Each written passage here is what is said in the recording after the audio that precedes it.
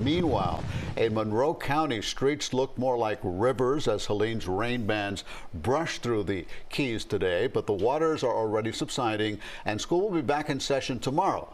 CBS News Miami's Steve Maugeri is in Key West with a look at conditions. Strong winds caused rough waves to wash over these seawalls, taking sand and all of this seaweed with it, clogging up storm drains. And now cleanup crews tell me that a day of storm damage will lead to several days of recovery. Strong winds and rough waves overwhelmed the drains on Roosevelt Boulevard all morning. Eric Walzer lives here and knows better than to try and drive through it. I know this island well enough that it just gets worse once you get to the bend over there.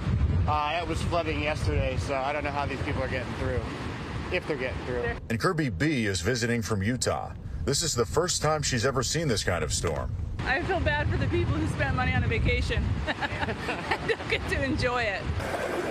After the water subsided by late morning, Leo Masters and his 4 pump trucks were tasked with cleaning the crud out of each clogged pipe.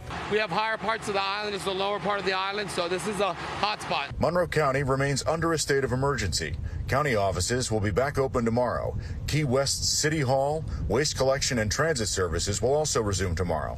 The Key West airport is open, but there may be cancellations. As crews cleared washouts, William Tycolis was briefly boxed in, but living here has taught him what to look for when driving through floodwater. Looking at the street out there, we can see the middle line. So if we can see the middle line, we know we can get out. Cleanup crews will also have to wait until it's low tide again. As long as it's high tide, all of this water here is going to come through this pipe and push back against any debris and floodwater that's supposed to flow out of this pipe. One cleanup crew member told me it's likely going to take more than one low tide before everything's cleaned up. In Key West, Steve Maugeri, CBS News, Miami.